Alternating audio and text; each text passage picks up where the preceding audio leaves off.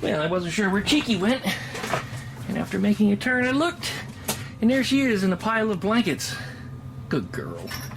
I was a little worried about you. I couldn't find you. Yeah, you're my baby. Alright, Daddy's gotta go record a video. Good girl. You probably made an egg there. We'll check later.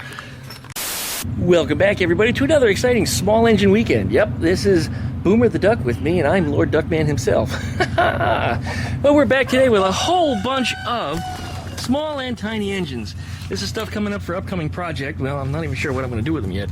But I've been going through these engines trying to figure out what's good. This one, I actually got it running. Put a little gas in it, check the oil level. Yeah, it's actually a 4-stroke. This one is from a portable hand blower. Gotta love the hand blowing action.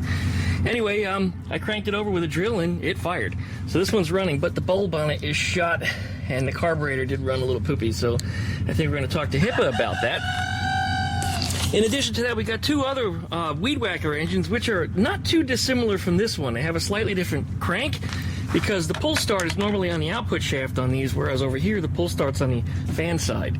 So this one will probably be better for one of my projects versus one of these. Besides, these little clutches suck for anything that you want to drive other than a weed whacker. I've also got a 2-stroke over here, which I can't get a spark out of. Also, the carburetor is on that Coupe. And then the last thing is I got this edger, which I don't know what the condition of it is. I actually just pulled it out a few minutes ago before I started recording the video. But anyway, we're going to get into some of this stuff coming up. Probably not in this video necessarily, but if I do need parts, you know where I'm going to go. I'm going to go to the HIPA Store. My friends, you need to check out the HIPA Store for all of your outdoor power equipment needs. Someday your mower is going to quit, and if you perform your own yard work, you know how much that sucks. But if you're operating a landscaping business, then you know just how debilitating that can be. So check out the HIPA Store and get yourself a carburetor, chainsaw chain, spark plug, or more before failure can occur, so that way you're ready for it. HIPA products have helped us here to get many dead engines back up and running again. Often you can collect everything you need for less than the cost of a meal at your favorite fast food location. So it would be wise to get your parts ready. So check out the HIPA Store by following my affiliate link down below in the video description, because when you support the HIPA Store, you also support my video creation on this YouTube channel. Special thanks again to the HIPA Store.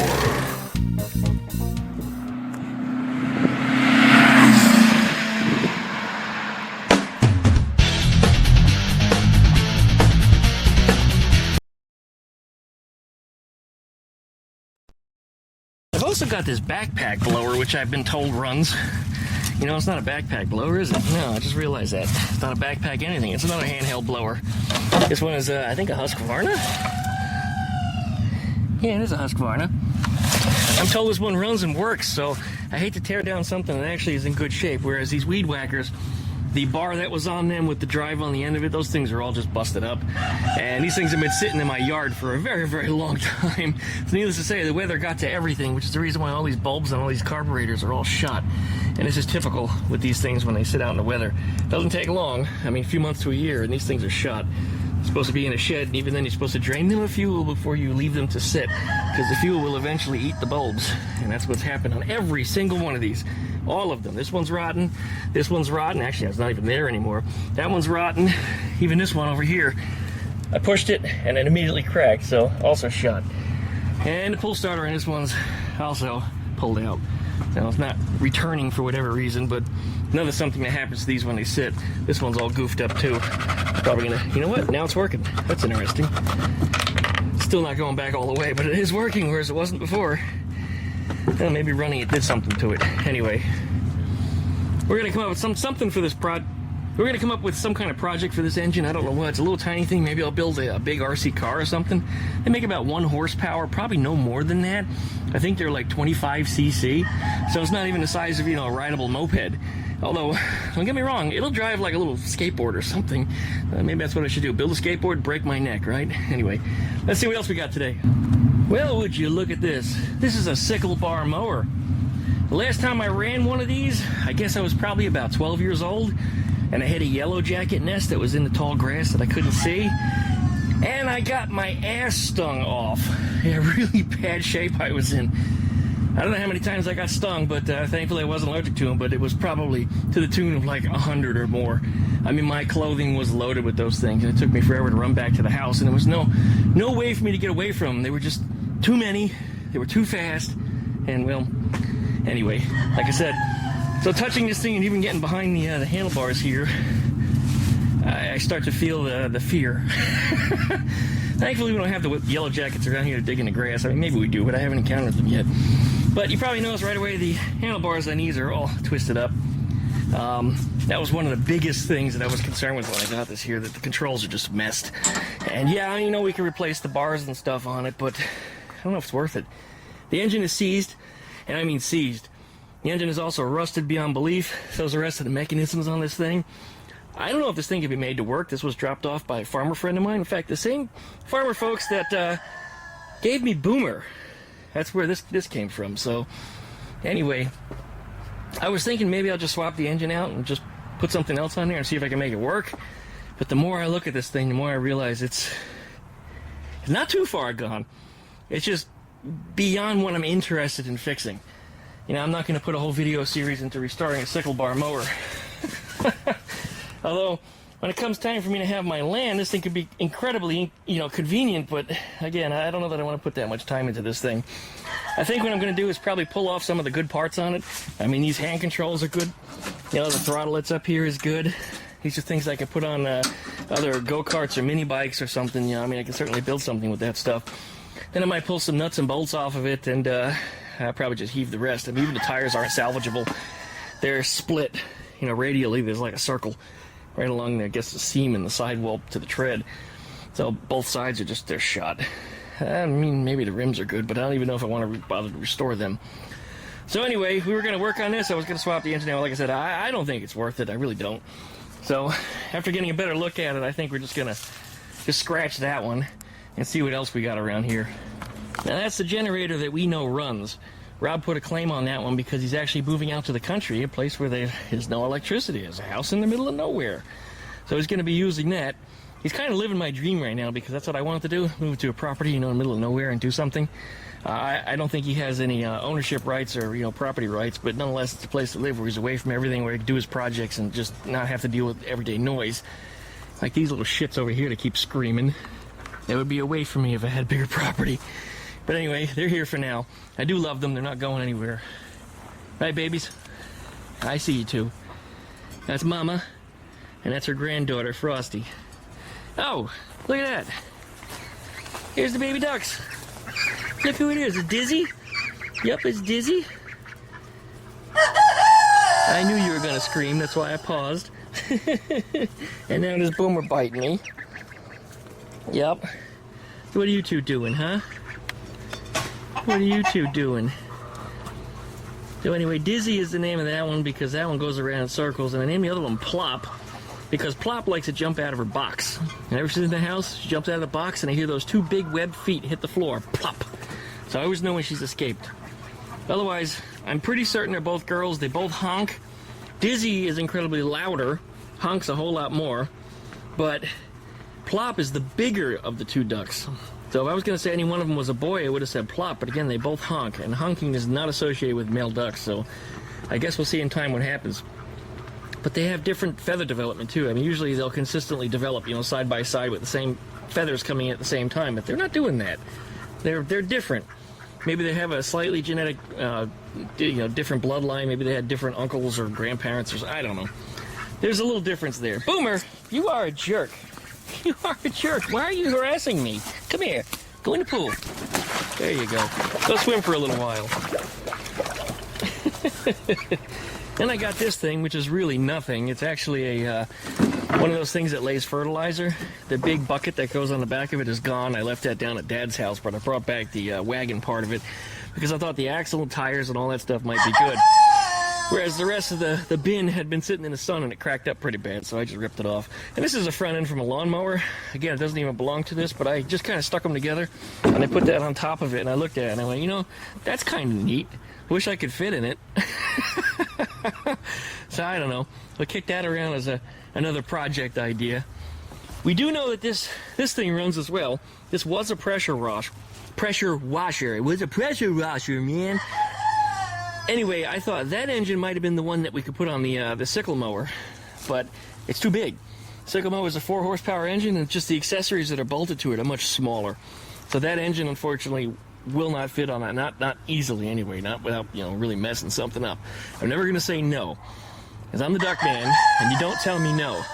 But anyway, I'm not putting the Roosters away today, by the way. They're just going to keep screaming their heads off because it's just what they do.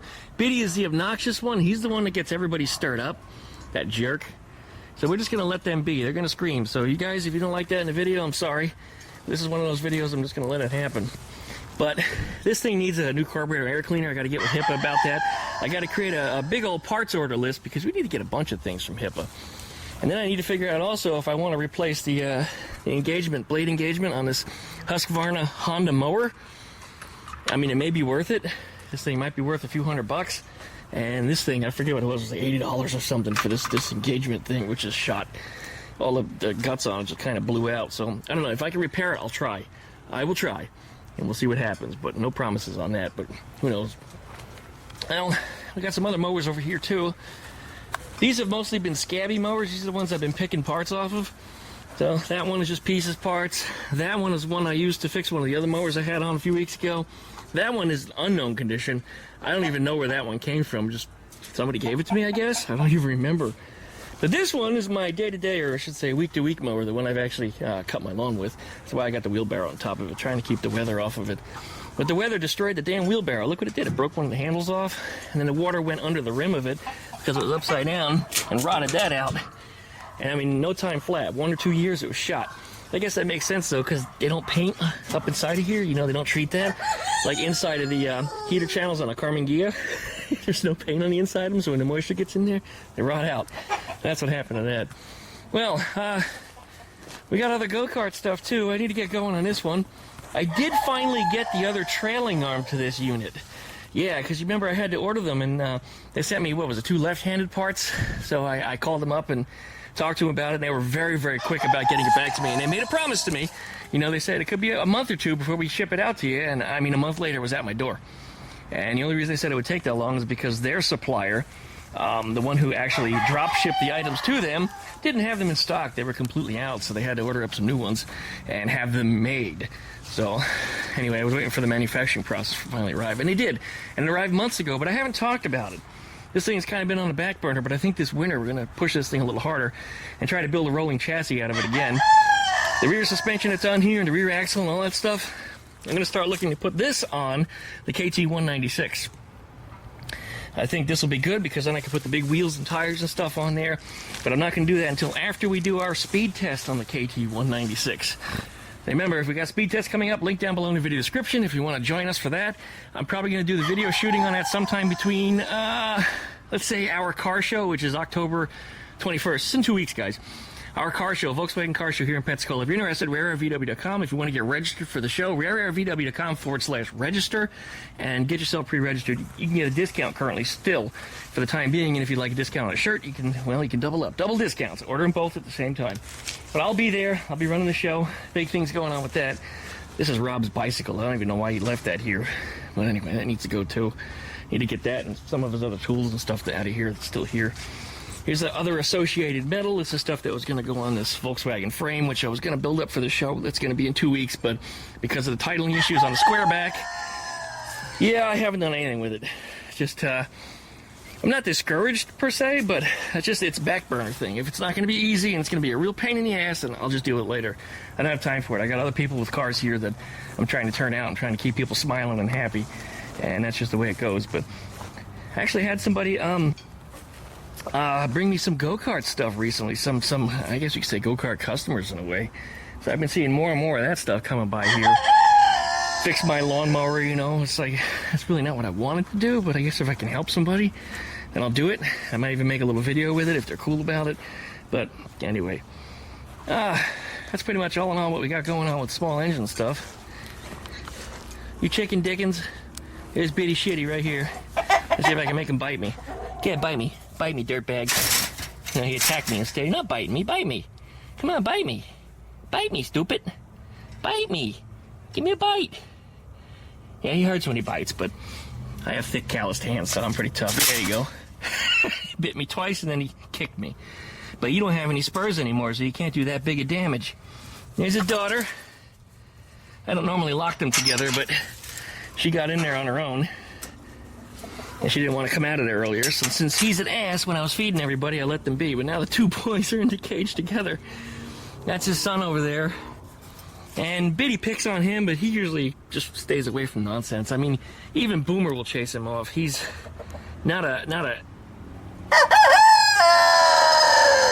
he's not an angry or aggressive animal in any way. He's actually pretty good. I can carry him around under my arm, and he's pretty sweet. He's more of a chicken shit, if you will, than aggressive. So here they are. Inside the shed here is the old KT196.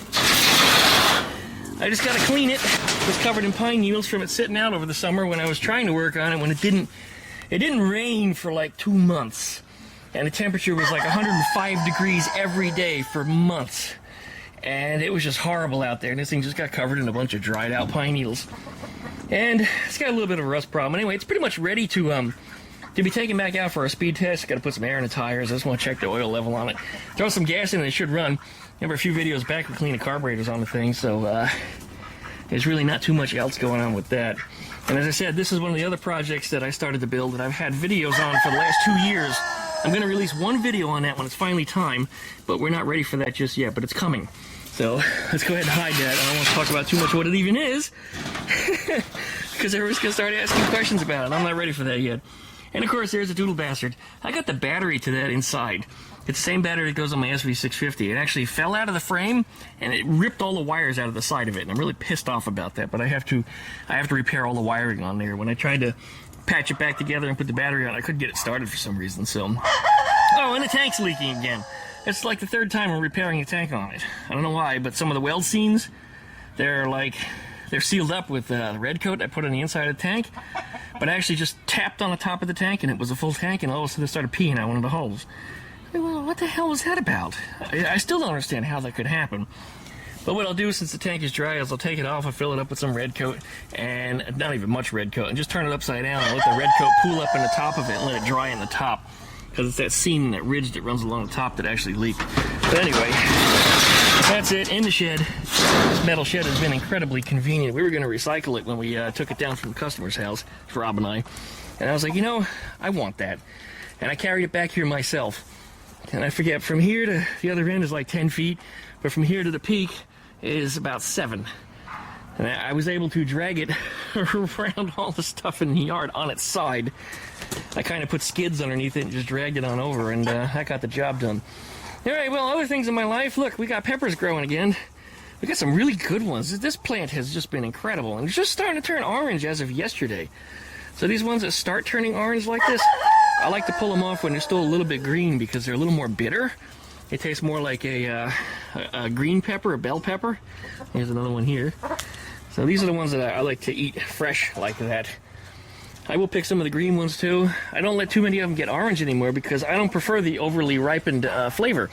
They're also much hotter when they get orange, and sometimes they're unbearably hot. And this season, or last, I guess it's all one season, but the former bloom that covered this thing in peppers, those things were just so hot, they were just so hard to eat. I'd put like 2 of them in a pot of spaghetti, and I could eat it, but everybody else was dying. So that's certainly not the best. And I had so many of them, I pickled a bunch of them inside. They're sitting in an old pickle jar. I ate all the pickles out of. I just dropped them in the brine that was already in there, and they came out pretty good. But anyway, these things are growing like the dickens. The middle one's not as productive as the ones on the sides here. And there they are. But since the weather is starting to change now, we're going to start discovering that these things are going to start slowing down. Now I guess it was last spring, these plants were but about this tall. They were in some really, really bad shape, but I've been watering them, I've been feeding them, and they had an incredibly hot summer. And from what I understand, hot peppers like really, really hot weather, like desert weather. And maybe it's one of the reasons they did so well. But man, those flower pots did dry out pretty fast. And I just gave them some blue water recently. All the leaves are starting to turn yellow. And I mean, the whole tree was turning yellow. And you can still see lots of traces of it. Whenever I notice it starts to turn yellow, I need to put blue water in it right away. But I waited like a week or 2. So a lot of the leaves did start falling off of it. And some of them, they never recovered. So that's why they have yellow tips on them. But anyway, they're doing well otherwise. Just in time for the weather to start changing. We'll see how well they hold up, and I'm going to have to start bringing them back inside if we start getting freezes.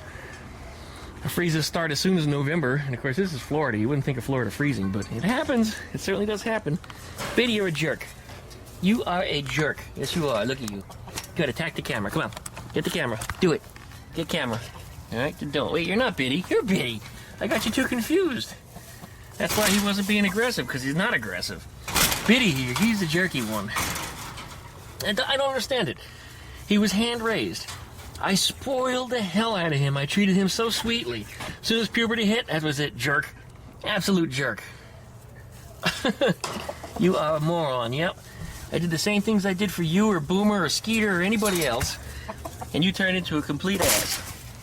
Now, if I had a yard and I needed protection, you know, from predators and stuff, he'd be perfect for that, except he broke his damn spurs off attacking me. Nothing like sticking him in my jeans, you bright. Yeah, not bright. You genius. Who's honking behind me? Oh, Mama is. She's the stray that turned up here 2 years ago. That moved in. Sleeps in the bedroom now. And she's eating the leaves off the pepper trees. They love the pepper tree leaves. I don't know why. There's something about these leaves. They love them. So whenever they fall off, I put them down where they can eat them. See, she's already coming for it. Oh, no, she ran right past it. You gonna get it? Yeah, she knows. She knows. Those pepper leaves to them are very tasty. I guess it's one of the good reasons I got them up that high. They haven't decided to eat my plants. Oh, another thing. I put up a light over here. This came from one of our sponsors some time ago. They gave it to me as a gift. They didn't even want me to make a video about it. They're just like, here, this is for you. It's like, wow, that's great.